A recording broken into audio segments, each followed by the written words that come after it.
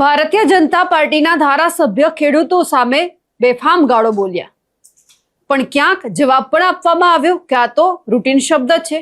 ચાલો માની પણ લીધું કે રૂટીન શબ્દ તમારા હોઈ શકે છે, પણ સવાલ એ થઈ રહ્યો છે કે તમે કોઈ પણ વ્યક્તિને, તમે તમારા મતદારને એવું નથી કહી શકતા કે અવાજ નીચે રાખ, હું ધારાસભ્ય છું.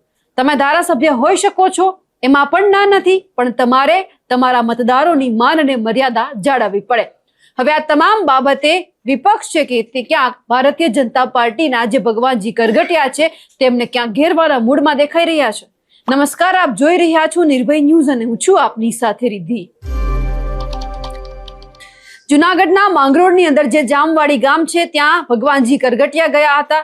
ખેડૂતોની સામે પોતાનો રોફ જમાવ્યો હતો, ગાળો બોલ્યા હતા, પરંતુ ક્યાંક તેમણે એવું પણ કહ્યું કે આ તો મારા રૂટીન શબ્દ હતા. ચાલો માની પણ લીધું કે આ એમના રૂટીન શબ્દ હોઈ શકે છે, પરંતુ સવાલ એ થઈ રહ્યો છે કે પોતાના મતદારને એવું તો નથી જ કહી શકતા કે અવાજ નીચે રાખ, તું નથી જાણતો હું કોણ છું, હું તારો ધારાસભ્ય છું, ધારાસભ્યની સામે આમ ન બોલવું જોઈએ. એટલે સવાલ એ થયો કે તમે કેમ રોફ જમાવી રહ્યા છો. હવે આ તમામ બાબતે આમ આદમી પાર્ટીના નેતા પ્રવીણ રામ પણ મેદાનમાં આવ્યા છે અને સાથે સાથે એવું કહી દીધું છે કે તમારા વિસ્તારની અંદર ખનીજ માફિયાઓ બેફામ બની રહ્યા છે, દારૂના અડ્ડાઓ ચાલી રહ્યા છે, ત્યાં જાઓ ને, એ બધું બંધ કરાવો ને. તમે જો એ બધું બંધ કરાવશો તો અમે તમારી સાથે પણ આવીશું અને તમારું જે કામ છે તેમને પણ ક્યાંક સલામ કરીશું. કારણ કે સાથે સાથે આક્ષેપ એવા પણ થઈ રહ્યા છે કે ભારતીય જનતા પાર્ટીના નેતાઓને ક્યાંક એવું લાગે છે કે બધું અમે જ છીએ, અમને સત્તા મળી ગઈ છે એટલે બોલવાનો અધિકાર પણ માત્ર અમને જ છે, સામે સવાલ કરવાનો અધિકાર બીજા કોઈને હોય કે ના હોય, પરંતુ અમે જે કહીએ બધું સાચું છે. આ તમામ બાબતે સૌથી પહેલા આપણે જે ધારાસભ્ય છે ભગવાનજી કરગટિયા તેમને પણ સાંભળી લઈએ અને સામે પક્ષે જે આમ આદમી પાર્ટીના નેતા પ્રવીણ રામે જવાબ આપ્યો છે તે પણ સાંભળીએ.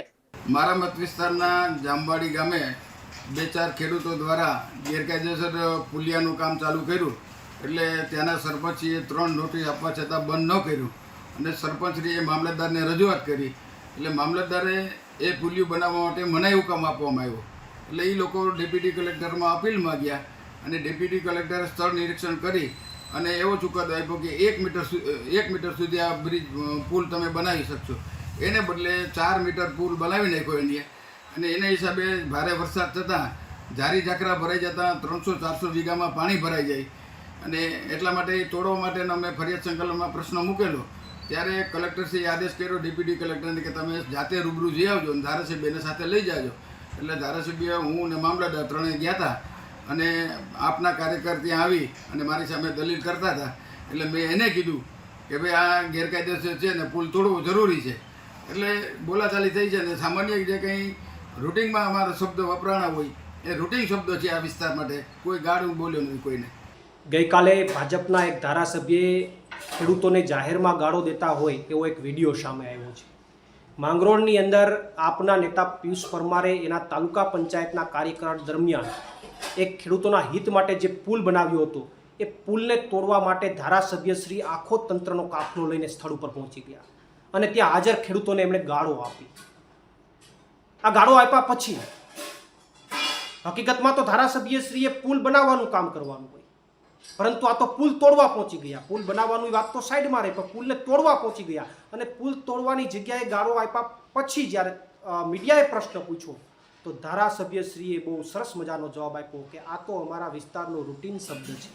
અરે વારે વાહ ધારાસભ્યશ્રી, આ સંસ્કારથી ભરેલું ગુજરાત રાજ્યમાં ગાળો ક્યારથી રૂટીન થવા લાગી?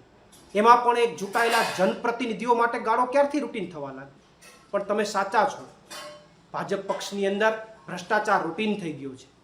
તમે જે પક્ષમાં છો એમની અંદર ગાળો રૂટીન થઈ ગઈ છે.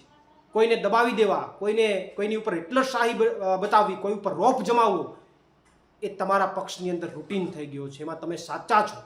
પણ મારે ધારાસભ્યશ્રીને સીધા 2 સવાલો છે, એમની સાથે 2 સીધી મારી માગણી છે કે જો ગાળો તમારા માટે રૂટીન હોય તો તમારા વિસ્તારમાં દારૂના અડ્ડા ખુલ્લે આમ ચાલે છે ત્યારે ત્યાં તમે કઈ તારીખે અને કેટલા વાગે તંત્રને લઈને રૂટીન ગાળો બોલવા જશો? સાથે સાથે તમારા વિસ્તારમાં ખનીજ માફિયાઓ બેફામ બન્યા છે, પથ્થરની ખાણો ખુલ્લે આમ ચાલે છે, બિનકાયદેસર રીતે પથ્થરની ખાણો ચાલે છે, ત્યાં તમે કઈ તારીખે અને કેટલા વાગે તંત્રને લઈને રૂટીન ગાળો બોલવા જશો એનો તારીખ અને સમય ટૂંક સમયમાં આપજો, જેથી કરીને અમે પણ તમારો સપોર્ટ કરવા માટે આવીએ. કારણ કે એવું તો નહીં ચાલે કે ગુજરાતના ખેડૂતો માટે લાલ આંખ અને તમારા વિસ્તારમાં દારૂના જે અડ્ડા ચલાવે છે એના માટે અને ખનિજ માફિયાઓ માટે આંખ બંધ. આવી નીતિ તો નહીં ચાલે. તો દારૂના અડ્ડાવાળા અને ખનિજ માફિયાઓને રૂટીન ગાળો ક્યારે બોલવા જવાના છો એની તારીખ અને સમય અમને ચોક્કસથી આપજો. અન્યથા ગુજરાતના ખેડૂતોની માફી માગજો. બાકી આવનારા સમયમાં અને આવનારી ચૂંટણીમાં તમને જડબાતોડ જવાબ ગુજરાતના ખેડૂતો આપશે. આભાર. આમ આદમી પાર્ટીના નેતા દ્વારા જે ભગવાનજી કરગટિયાને જવાબ આપવામાં આવ્યો છે તેમને લઈ આપ શું માનો છો કમેન્ટ કરીને ચોક્કસથી જણાવજો. સાથે જ અમારી નિર્ભય ન્યૂઝ ચેનલને લાઇક, શેર અને સબસ્ક્રાઇબ કરવાનું ભૂલશો નહીં. નમસ્કાર.